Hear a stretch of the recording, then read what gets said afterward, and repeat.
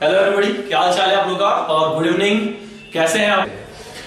तो आज हमने ट्रांस हिमालय खत्म कर दिया था। ट्रांस हिमालय के बाद अगला जो टॉपिक है वो हम पढ़ने चल रहे हैं, जो कि बहुत ही इंपॉर्टेंट है और इससे काफी सारे क्वेश्चंस पूछे जाते हैं।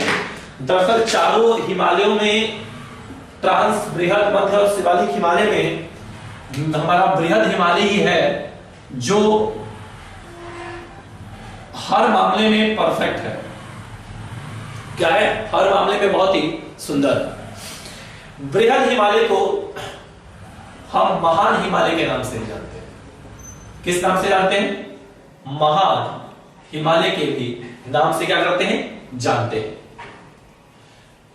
बृहद हिमालय का विस्तार, बृहद हिमालय का अगर विस्तार की बात करें, बृहद हिमालय का विस्तार ट्रांस हिमालय के दक्षिण में है। बृहद हिमालय का विस्तार जो है वो ट्रांस हिमालय के कहां पर है? ट्रांस हिमालय के दक्षिण में है। ये कौन सा हमारा हिमालय है? ये हमारा बृहद हिमालय। बहुत ध्यान से और बहुत ही सहजता के साथ किसी भी चीज को सुना करिए, दिमाग में बैठा करिए। बृहद हिमालय हमने नाम लिया। बृहद से ही पता चलता है कि बड़ा है, और बड़ा यानी महान। तो एक चीज डेफिनेटली क्लियर है कि इन चारों हिमालयों में सबसे बड़ा है, यानी यहां पर इसके क्षेत्रफल बड़ा होगा, यहां पर पर्वतों की ऊंचाई बड़ी होगी, यहां की खूबसूरतियों के बारे में सब डिस्कशन करेंगे। तो पहली बात तो बृहद हिमालय को हम महान हिमालय के भी नाम से जानते हैं। बृहद हिमालय को किसके नाम से जानते हैं? महान हिमालय को भी नाम से जानते हैं, जो ट्रांस हिमालय के दक्षिण में फैला हुआ है, या जिसका विस्तार ट्रांस हिमालय के दक्षिण में हमें देखने को मिलता है। ट्रांस हिमालय, सॉरी, बृहद हिमालय, मिस्टेक हो गया, ठीक है। कि ट्रांस हिमालय के दक्षिण में बृहद हिमालय में, मतलब बृहद हिमालय का विस्तार मिलता है। बृहद हिमालय वर्ष भर बर्फ से ढका रहता है, यानी 12 महीना में से कुछ ही महीने ऐसे होते हैं जब यह पिघलता है। यहां पर बाकी के 8 या 9 महीने यह पूरे बर्फ से क्या होता है? ढका होता है, एकदम बर्फ से लबालब। यहाँ के घर वर सब बर्फ से क्या होते हैं? ढके होते हैं। तो यह प्रॉपर बर्फ से ढके होने के कारण इसे एक और नाम देते हैं, और उसका नाम होता है हिमाद्री हिमालय बोलते हैं। क्या बोलते हैं? हिमाद्री हिमालय भी बोलते हैं। यानी हम बृहद हिमालय को दो नाम से डिनोट कर सकते हैं, एक तो महान हिमालय या हिमाद्री हिमालय। हिमाद्री हिमालय क्यों कहते हैं? क्योंकि यह वर्ष भर, वर्ष मतलब क्या, एक साल में 10 महीने या 9 महीने तक कह लें कि पूरा बर्फ से क्या होता है? ढका होता है। और ऐसे कुछ महीने होते हैं जो मार्च, अप्रैल, जून, जुलाई, ये 3-4 महीने होते हैं जब यहाँ के बर्फ पिघल कर क्या होते हैं? मतलब बर्फ पिघल जाते हैं, यहाँ पर बर्फ की मतलब कम हो जाती है, वही कुछ महीना होता है। बाकी के सारे महीने ये पूरे बर्फ से क्या होता है? घिरा होता है। और इसीलिए इसको क्या बोलते हैं? हिमाद्री हिमालय के नाम से भी हम क्या करते हैं? जानते हैं। बृहद हिमालय कहां पर था? बृहद हिमालय का हमने आपको विस्तार यहां पर इन चीजों के बारे में यहां पर बहुत अच्छे तरीके से हमने आपको बताया था कि ये हमारा पूरा क्या था? बृहद हिमालय था। बृहद हिमालय की अगर हम विस्तार की बात करें, किसके बारे में बात करें? अगर हम इसकी विस्तार के बारे में अगर हम बात करें, बहुत ध्यान समझना, विस्तार के बारे में अगर हम बात करें तो इसका विस्तार भी वही होगा जो बाकी हिमालयों का था। क्या होगा इसका विस्तार? इसका विस्तार भी वही लेंगे हम। कहां से लेंगे? सिंधु नदी से लेके, सिंधु नदी से लेकर कहां तक इसका विस्तार है? ब्रह्मपुत्र नदी तक इसका विस्तार है। कहां तक इसका विस्तार है? ब्रह्मपुत्र नदी तक इसका विस्तार है। ठीक है। दूसरी चीज, इसकी लंबाई कितनी है? तो अगर हम बृहद हिमालय की अगर हम लंबाई की अगर हम बात करते हैं तो इसकी जो लंबाई पाई जाती है वो करीब 2500 किलोमीटर पाई जाती है। कितनी पाई जाती है? 2500 किलोमीटर इसकी लंबाई पाई जाती है। क्या? बृहद हिमालय की लंबाई, यानी यहां से लेकर, यानी पश्चिम से लेकर पूर्व तक ये कितने किलोमीटर में फैला हुआ है? 2500 किलोमीटर में फैला हुआ है। तो फिर इसकी लंबाई पता कर लिए, इसकी चौड़ाई कितनी है, यानी ये इसकी चौड़ाई कितनी हो जाती है? तो अगर हम इसकी चौड़ाई को भी देखें तो इसकी जो चौड़ाई होती है वो 25 किलोमीटर में फैला हुआ है। कितने किलोमीटर में फैला हुआ है? 25 किलोमीटर में यह फैला हुआ है। कौन? बृहद हिमालय। ठीक है। दूसरी बात, तीसरी बात कि बृहद हिमालय में लंबाई इतनी है, चौड़ाई इतनी है, तो इसकी औसत ऊंचाई कितनी है? तो एक बात दिमाग में बैठा लेना कि ट्रांस, मध्य और शिवालिक हिमालयों की अपेक्षा अगर कहीं सबसे ज्यादा पर्वतों की ऊंचाई पाई जाती है तो वो किस हिमालय में पाई जाती है? बृहद हिमालय में पाई जाती है। तो यहां पर जो पर्वतों की जो ऊंचाई पाई जाती है, यहां पर जो भी पर्वतों की ऊंचाई पाई जाती है वह 6100 मीटर पाई जाती है। यानी यहां पर लिख लेंगे औसत ऊंचाई के बारे में, क्या लिख लेंगे? औसत ऊंचाई लिख लेंगे। तो औसत ऊंचाई कितनी पाई जाती है? 6100 किलोमीटर पाई जाती है। बृहद हिमालय जब मार्च, अप्रैल और मई और जून के महीना में गर्मी अधिक, तापमान में बढ़ोतरी होने के कारण यह पिघलता है बृहद हिमालय, और पिघलने के बाद यहां पर प्राकृतिक वनस्पतियों का बहुत बेहतरीन तरीके से उत्पत्ति होती है। मतलब बहुत सारे पेड़ पौधे वहां पर पनपते हैं और एक खूबसूरत सा प्राकृतिक दृश्य के रूप में हमारा बृहद हिमालय इन महीनों में प्रदर्शित होता है। जब यह पिघलता है तो कई ढेर सारे ग्लेशियरों का क्या करता है? निर्माण करता है। जब हमारा बृहद हिमालय इन 3 महीनों में तापमान ज्यादा हो जाता है तब यह पिघलता है, ठीक है। और पिघलने की वजह से यहाँ पर कई प्रकार के वनस्पति, जीव जंतुओं का क्या होता है? विकास होता है। कई प्रकार के यहाँ पर ग्लेशियरों के निर्माण होते हैं, झीलों के निर्माण होते हैं, जो एक प्राकृतिक सौंदर्य होते हैं, जिनको आदमी देखकर क्या होता है? मुंह हो जाता है, उसके सौंदर्य की तरफ खींचा चला जाता है। तो इस मामले में भी तीनों हिमालयों की अपेक्षा बृहद हिमालय माना जाता है कि बृहद हिमालय में प्राकृतिक सौंदर्यता बहुत देखने को मिलती है, पहली बात। दूसरी बात, यहां पर पिघलता है तो झीलों के भी निर्माण बहुत सारे होते हैं। उत्तराखंड में तो बहुत सारे झील हैं, ठीक है। तीसरी बात क्या होती है कि बृहद हिमालय ही एक ऐसा हिमालय है जहां पर विश्व की सर्वोच्च चोटी माउंट एवरेस्ट स्थित है, और माउंट एवरेस्ट के अलावा और भी सर्वोच्च चोटियां विश्व की कहां पर स्थित है? इसी हिमालय के अंतर्गत स्थित है, यानी बृहद हिमालय के अंतर्गत ही क्या आती है? स्थित होती है। बात समझ आ गया? और दूसरी बात पूछा जाता है कि बृहद हिमालय से किन किन नदियों का उद्गम होता है? मतलब मेन हिमालय हुआ ट्रांस, बृहद, मध्य, शिवालिक। तो बृहद हिमालय में एक और खास बात है कि यहां से सिंधु, ब्रह्मपुत्र और सतलज नदियों का भी उद्गम इसी हिमालय से होता है। सिंधु क्या था? सिंधु, ब्रह्मपुत्र और सतलज, इन तीनों नदियों का उद्गम कहां से होता है? बृहद हिमालय से भी होता है। तो इन नदियों का इस हिमालय के क्षेत्र में प्रवाहित होने की वजह से इसकी सुंदरता और 4 गुना ज्यादा बढ़ जाती है। तो डायरेक्ट एक बार प्रश्न पूछा जा चुका है कि ब्रह्मपुत्र नदी किस हिमालय से निकलती है? तो ब्रह्मपुत्र नदी ट्रांस से नहीं बल्कि बृहद हिमालय से निकलती है। डाउट क्लियर है? कहां से निकलती है? बृहद हिमालय से निकलती है, ठीक है। ये इनकी क्या है? विशेषता रही कि कैसे। अब इसको कैसे याद करोगे? ये एग्जाम में कथन कारण में पूछता है, सिंपल सी भाषा में समझ लो। लिखना, बृहद हिमालय को हम महान हिमालय के रूप में भी जानते हैं क्योंकि यह क्षेत्रफल के आधार पर अन्य 3 हिमालयों से बड़ा है। ऐसे सेंटेंस में लिखा जा सकता है यार, कोई दिक्कत नहीं है इससे, ठीक है। कैसे लिख सकते हो कि बृहद हिमालय को महान हिमालय के नाम से भी जाना जाता है क्योंकि यह अन्य 3 हिमालयों की अपेक्षा बड़ा है, ठीक है।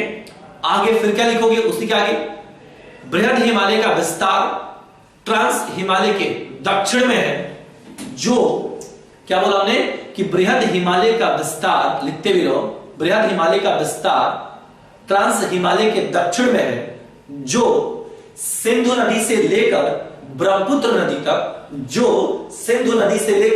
ब्रह्मपुत्र नदी तक 2500 किलोमीटर में फैला हुआ है। जो सिंधु नदी से लेकर ब्रह्मपुत्र नदी तक 2500 किलोमीटर में फैला हुआ है।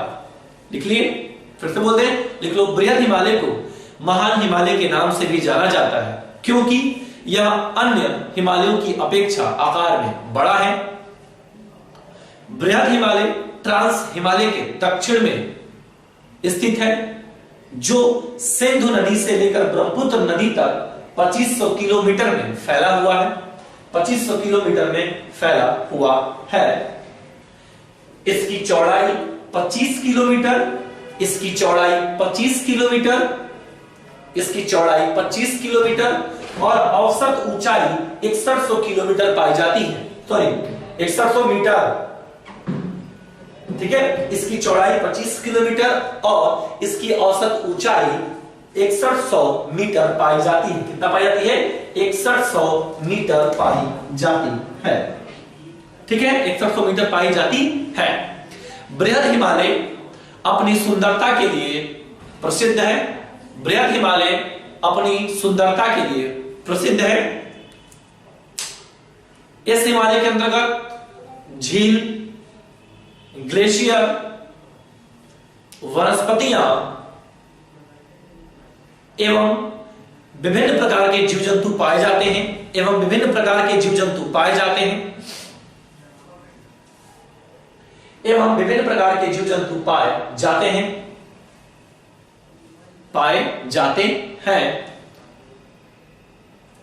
विश्व की सर्वोच्च चोटी माउंट एवरेस्ट, विश्व की सर्वोच्च चोटी माउंट एवरेस्ट, विश्व की सर्वोच्च चोटी माउंट एवरेस्ट इसी हिमालय से संबंधित है, इसी हिमालय से संबंधित है। विश्व की सर्वोच्च चोटी माउंट एवरेस्ट इसी हिमालय से संबंधित है एवं भारत की दूसरी सर्वोच्च चोटी कंचनजंगा भी इसी हिमालय में स्थित है एवं भारत की दूसरी सर्वोच्च चोटी कंचनजंगा इसी हिमालय में स्थित है। लिखते रहिए, माउंट एवरेस्ट विश्व की सर्वोच्च चोटी इसी हिमालय में स्थित है एवं भारत की दूसरी सर्वोच्च चोटी कंचनजंगा भी इसी हिमालय में है, इसी हिमालय में है। हो गया? चलो लिखो, सिंधु, ब्रह्मपुत्र और सतलज जैसी नदियों का उद्गम, सिंधु, ब्रह्मपुत्र, सतलज एवं अन्य नदियों एवं अन्य भी लिख लेना, एवं अन्य नदियों का उद्गम, एवं अन्य नदियों का उद्गम इसी हिमालय क्षेत्र से होता है, इसी हिमालय क्षेत्र से होता है। ठीक है, इसी हिमालय क्षेत्र से क्या होता है? इसी हिमालय क्षेत्र से होता है। डाउट एकदम क्लियर है? एकदम क्लियर है ना? कोई भी कंफ्यूजन नहीं है ना? Very good. अब देखो, इसमें कुछ भी याद करने के लायक नहीं है। अब यही कथन कारण में प्रश्न बना के पूछ देगा कि बृहद हिमालय ट्रांस हिमालय के उत्तर में है कि दक्षिण में है? बृहद हिमालय में अन्य हिमालयों की अपेक्षा सुंदरता बहुत ज्यादा है, ग्लेशियरों का निर्माण अत्यधिक होता है, बिल्कुल होता है। या बृहद हिमालय के अंतर्गत बृहद हिमालय में पर्वतों की ऊंचाई अन्य हिमालयों की अपेक्षा अधिक पाई जाती है, बिल्कुल पाई जाती है। तो इसी तरीके के फॉर्मेट पर आपको क्या करना होगा? काम करना होगा, और इसी तरीके से आपकी तैयारी भी क्या होगी? बेहतर होगी। ठीक है, तो आज 2 काम मैं आपको दे रहा हूं, तभी मैं अपनी आगे की क्लासेस बढ़ाऊंगा। क्यों? क्योंकि ये इसके बाद जो आप पढ़ने चलोगे फिर वहां पर पहाड़ियों का भंडार मिलेगा, और वो मैं चाहता हूं कि वो चीजें आपके तैयार होनी चाहिए, तो होनी चाहिए, तो होनी चाहिए। बात समझ रहा है? तो आपके 2 काम होंगे आज। एक काम ये होगा कि जितना भी पीछे का पढ़ चुके हो पहले तो उसको बहुत ढंग तरीके से हिमालय में ट्रांस हिमालय को पहले तैयार करो। और आज मैं आपको 10 क्वेश्चन पूछूंगा, भेजूंगा टेलीग्राम पर। 10 नहीं, 5 क्वेश्चन मैं आज टेलीग्राम पर भेजूंगा। उस क्वेश्चनों का जवाब आपको बिना देखे देना होगा, पहली बात। दूसरी बात कि कोई भी चीज पढ़ो तो पढ़ने के बाद, लेक्चर सुनने के बाद बैठकर सोचा करो कि सर ने क्या बताया है। एक पेज ले लो, पेज पर ऐसे बना लो कि ये ट्रांस हिमालय है, मैप लिए तो ये ट्रांस हिमालय उसमें बृहद पाया जाता है।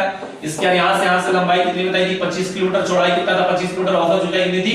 6100 किलोमीटर। इसी फॉर्मेट पर अगर आप काम करोगे तो फिर एग्जाम में अव्वल बेहतर नंबर आएगा, फिर एग्जाम क्वालिफाई करोगे। ठीक है, तो आज मैं लेक्चर यहीं पर रोकूंगा। क्यों? क्योंकि आज वो पोर्शन कंप्लीट नहीं हो पाएगा जो मैं आगे पहाड़ियां स्टार्ट करूंगा, क्योंकि अभी स्टार्ट करूं तो एक ही पहाड़ी पढ़ाऊंगा। कल क्लास लंबी रहेगी, कल पूरी पहाड़ी पढ़ाकर क्या कर देंगे? खत्म कर देंगे आपके साथ मिलकर। ठीक है, तो आज जितना कहा गया उतना तैयार रखिएगा।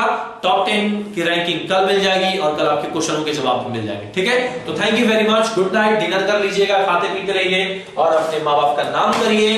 ठीक है, बाकी तो मुलाकात हमारी आपसे होते रहिए, लेकिन प्लीज एक रिक्वेस्ट है कि अपनी पढ़ाई और लिखाई बढ़िया तरीके से करिए। ठीक है, thank you very much and जय हिंद।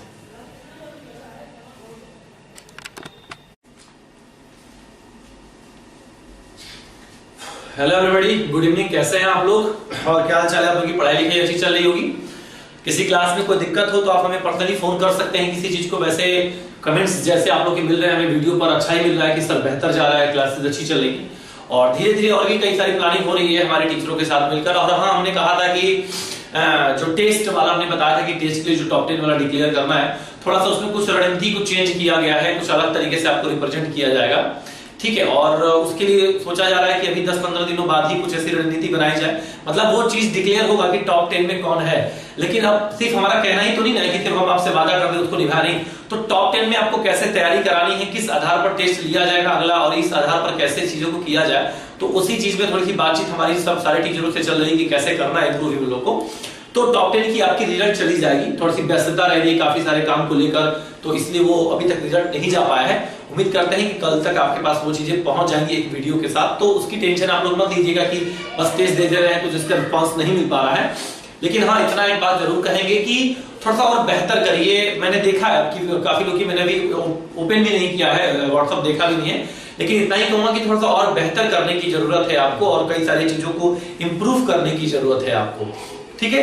और हमने पिछले लेक्चर में कहा था कि सारी चीजें आपकी रिवाइज होनी चाहिए बहुत बेहतर तरीके से, और अच्छे तरीके से रिवीजन करते रहिए आप लोग, ठीक है।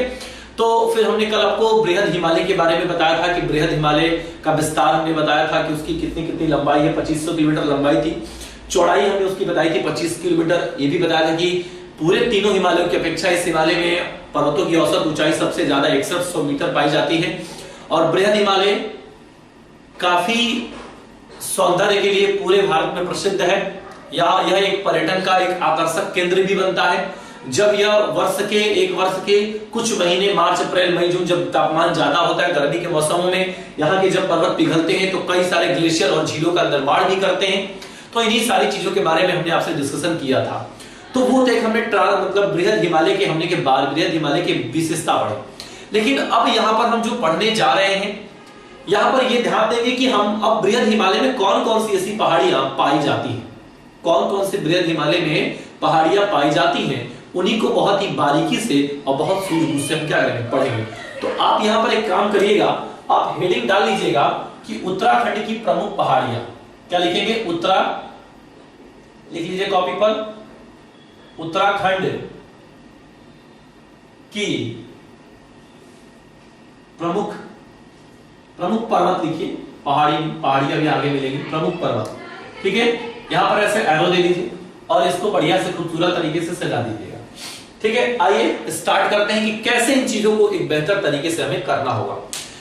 यहां पर हम जो पहाड़ी पढ़ेंगे वहां से प्रश्न पूछे जाते हैं, और बहुत अच्छे प्रश्न पूछे जाते हैं, और कैसे पूछे जाते हैं ये भी हम आपको डिस्कशन में बताएंगे कि क्या होता है। तो आइए, उत्तराखंड में कहेंगे सर हिमाचल प्रदेश में क्यों नहीं, हिमाचल प्रदेश में बृहद हिमालय का कोई बहुत ही बड़ी भूमिका योगदान नहीं देता है, अगर उसकी कहीं ऊंचाई पाई जाती है तो उत्तराखंड से ही स्टार्ट होती है, ठीक है। आइए उत्तराखंड में जब हम चलते हैं तो उत्तराखंड में हमें 7 और 3 9 मतलब 10 पहाड़ियां हमें उत्तराखंड में पढ़नी है, 10 पर्वतों को हमें उत्तराखंड में पढ़ना होगा।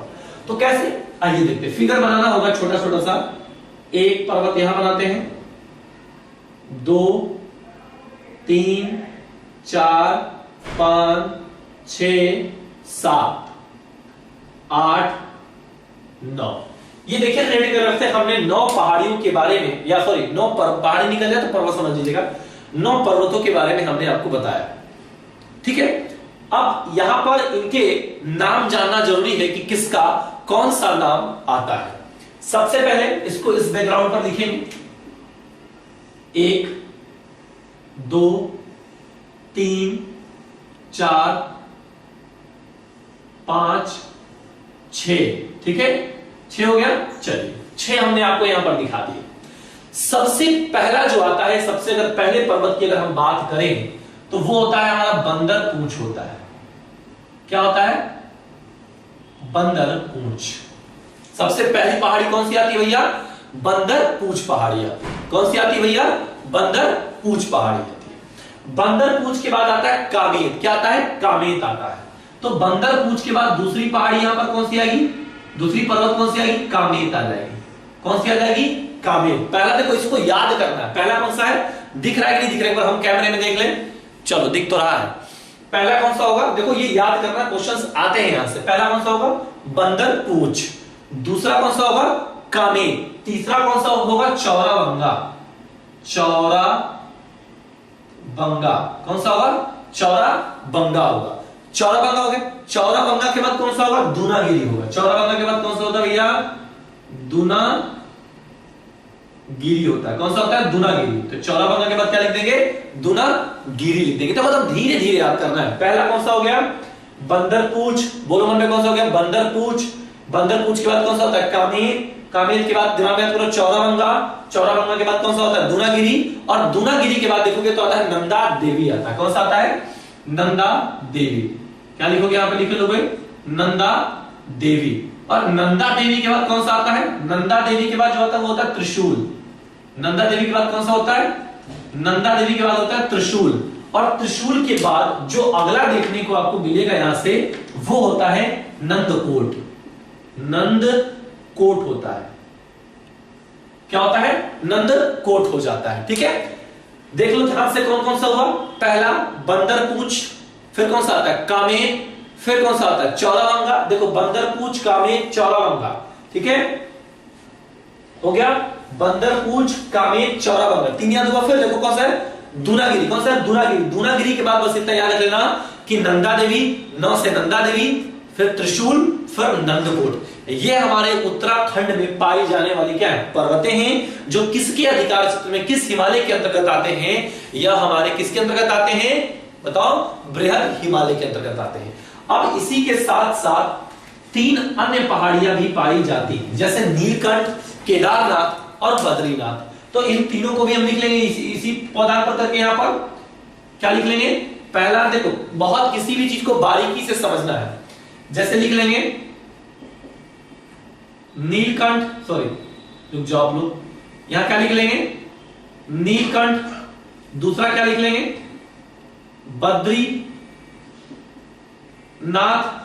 तीसरा लिखेंगे केदारनाथ। क्या लिखेंगे? केदारनाथ लिख लेंगे। ठीक है, तो इनके अलावा ये अन्य भी कुछ हमारे पाए जाते हैं। कौन कौन से? नीलकंठ, बद्रीनाथ, केदारनाथ। और मुख्य रूप से कौन कौन से हमें जानना है? कौन कौन से? देखो बंदरपूछ, कामेर, चौराबंगा, दुनागिरी, नंदा देवी, त्रिशूल, नंदकोट। फिर अन्य में नीलकंठ, बद्रीनाथ और केदारनाथ। ये इतनी चीजें क्लियर होगी। अब एक बार ध्यान से देखो प्रश्न कैसे पूछेगा। प्रश्न ये पूछता है कि देखो ये श्रृंखलाएं जो पहाड़ियां हैं कुछ इस तरीके से गई हुई है। कुछ पहाड़ियां क्या है? ये इस तरीके से गई। ध्यान से समझना क्या है। जो कुछ पहाड़ियां हैं वो कुछ हमारी इस तरीके से गई हुई है। ठीक है, इस तरीके से है। तो हिमालय क्या ऐसे गया हुआ है? तो हमने आपको एक चीज बताया था कि ये हमारा क्या होता है? पश्चिम होता है और ये हमारा क्या होता है? पूर्व होता है।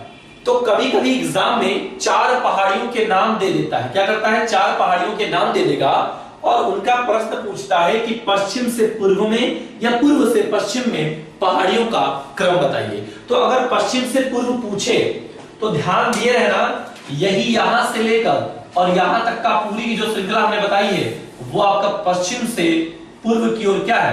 क्रम है। क्या है? पश्चिम से पूर्व की ओर क्या है? क्रम है। अगर पश्चिम से देखेंगे तो बंदरपुर से स्टार्ट करेंगे, और अगर पूर्व से देखते हैं तो नंदकोट से स्टार्ट करेंगे या नंदाकोट से स्टार्ट करेंगे। समझ में आ गया? लेकिन यहीं पर एक प्रश्न और बन जाता है, उसको लिखवाना पड़ेगा। लिखवा देते हैं हम आप लोग को। ठीक है, चलो इसको काम कर लो। यहां पर हेडिंग डालो कि पश्चिम से पूर्व में क्रम। लिख लो पश्चिम से। अच्छा ये जरूरी है क्या? सुन बताते हैं, काम करो, हम अभी बताते हैं, चलो जो उसको बाद में कराएंगे। इतना याद रख लेना कि ये हमारा पश्चिम से पूर्व में क्या है? क्रम। किसका? उत्तराखंड के पहाड़ियों का। तो ये जो सातों पहाड़ियां हमने बताया आपको कि पहला है आपका बंदरपूछ, ठीक है, दूसरा हमने बताया कामेर, ध्यान समझो क्या है? कामेर। तीसरा हमने बताया क्या? चौराबंगा। आप लोग भी लिखते रहो कॉपी पर, चौराबंगा। उसके बाद क्या है? दुनागिरी है, दुनागिरी।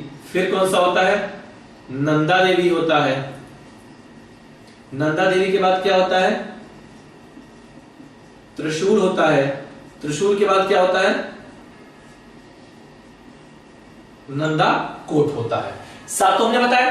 तो एक तो प्रश्न ये क्लियर हो गया भाई। क्या क्लियर हो गया? देखो पहली बात तो एक क्लियर हो गया कि ये जो हमारा पूरी पाई जाती है इसका क्रम क्या है? पश्चिम से पूर्व की ओर एक क्रम के रूप में पाया जाता है। पहली बात। दूसरी चीज, कुछ पॉइंट्स जानने की इंपॉर्टेंट से क्या कि अगर वो हिमालय के आधार पर पूछेगा तो ये किस हिमालय के अंतर्गत आएगा? ये हमारा बृहद हिमालय के अंतर्गत आएगा। किसके अंतर्गत आएगा भैया बताओ? बृहद हिमालय के अंतर्गत आएगा। लेकिन अगर प्रादेशिक विभाजन के आधार पर पूछे, नदियों के आधार पर पूछे, तो किस हिमालय के अंतर्गत आएगा बताओ? कुमायूं हिमालय के अंतर्गत आएगा। किसमें आएगा? कुमायूं हिमालय के अंतर्गत आएगा। बहुत ध्यान से समझे रहना। तो एग्जाम में दुनागिरी देके पूछ सकता है कि दुनागिरी पहाड़ी किस हिमालय से संबंधित है। अगर लंबवत हिमालय के आधार पर पूछेगा तो बृहद हिमालय मानेंगे, और अगर प्रादेशिक विभाजन के आधार पर पूछेगा तो हम कुमायूं हिमालय को ही क्या करेंगे? टिक करेंगे। डाउट एकदम क्लियर है? चलो वेरी गुड, आगे आते हैं।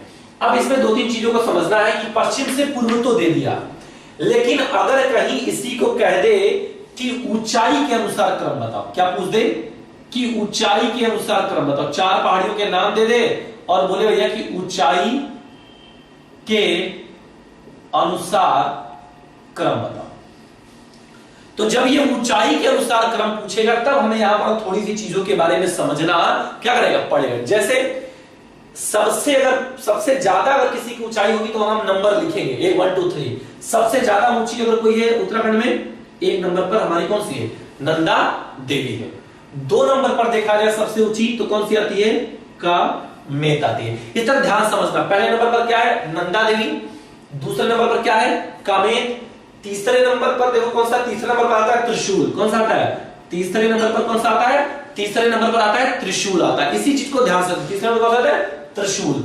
चौथे पर कौन सा आता है? चौरावंगा आता है। चौथे नंबर पर कौन सा आता है? चौरावंगा आता है। पांचवें पर कौन सा आता है? पांचवें पर आ जाता है आपका दुनागिरी आ जाता है। ठीक है, पांचवें पर दुनागिरी। अब बात रही बंदरपूछ और नंदकोट में, तो नंदकोट हमारे छठे नंबर पर आता है और बंदरपूछ हमारे 7वें नंबर पर आता है। तो अगर हम इनको लिखना चाहें तो हेडिंग करके लिख सकते हो ऊंचाई के अनुसार क्रम। डालो हेडिंग, लिख लो ऊंचाई के अनुसार क्रम।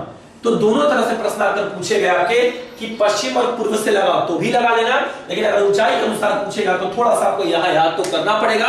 रिवीजन करोगे तो अपने आप चीजें याद हो जाएंगी। जैसे पहला आता है यहां पर कौन सा आएगा? पहला ले लेंगे नंदा देवी, सबसे ऊंची है यहां की। क्या ले लेंगे? नंदा देवी कर लेंगे। नंदा देवी के बाद अगर दूसरा देखेंगे तो कौन सा होगा? दूसरा हो जाएगा हमारा कामेत। कौन सा हो जाएगा? दूसरा हो जाएगा हमारा कामेत। कामेत के बाद देखेंगे तो कौन सा होगा? चौरावंगा होगा। चौरावंगा हो जाएगा। नहीं चौरावंगा कहां होगा जी? त्रिशूल हो जाएगा। त्रिशूल, त्रिशूल। तीसरा क्या हो जाएगा हमारा?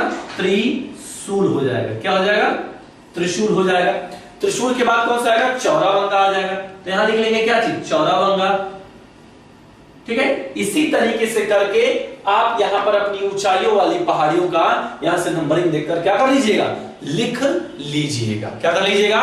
लिख लीजिएगा। बहुत सारी चीजें आपकी यहां से तैयार हो जाएंगी। बात एकदम समझ में आ गई? चलो बहुत बढ़िया। इसको मिटा दें?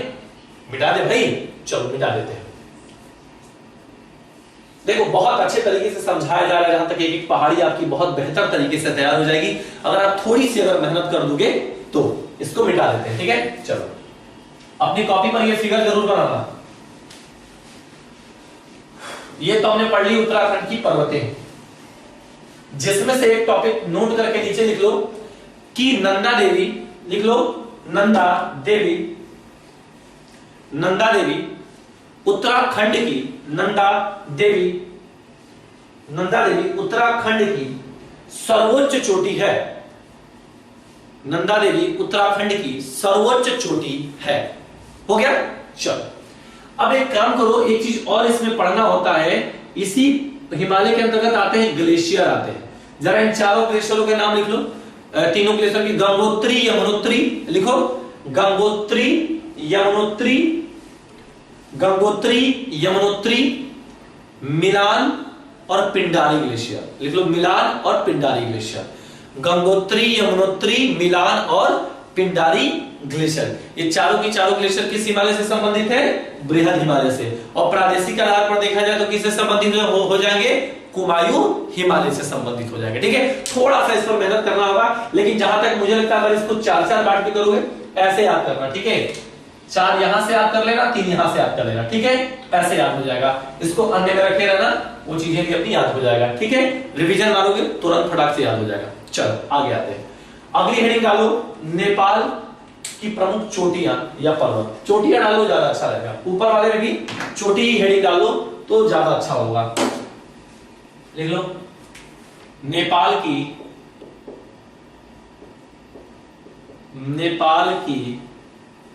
प्रमुख चोटियां। क्या लिख लोगे? नेपाल की प्रमुख चोटियां लिख लोगे। अब यहां भी हमें कई सारी चीजों को क्या करना पड़ेगा, ध्यान देना पड़ेगा। आओ देखते हैं, यहां पर करीब जो हम पढ़ेंगे पूरी की पूरी वो 8 पढ़ेंगे। 8 हमें चोटियों को पढ़ना होगा। और क्योंकि हिमालय का सर्वाधिक विस्तार कहां पाया जाता है? इसी क्षेत्र में पाया जाता है। 8 है, 8 को देखो यहां पर बनाते रहो। 1 2 3 4 5 6 7 8 8 बन गए। चलो 8 के में आ जाओ। अब इनकी लाइनें हम यहां खींचेंगे।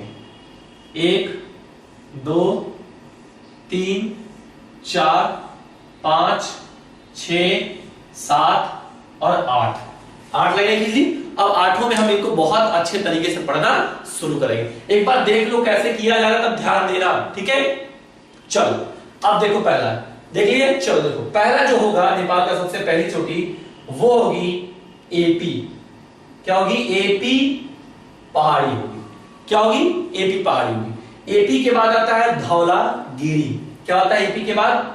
आगे आता है धौलागिरी। एपी के बाद क्या है? धौलागिरी।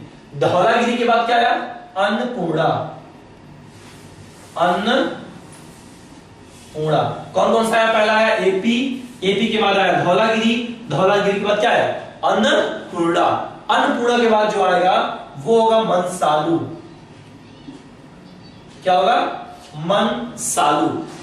एपी, धौलागिरी, अन्नपूर्णा, मनसालू। यहां कौन सा होगा? गौरी शंकर। क्या होगा? गौरी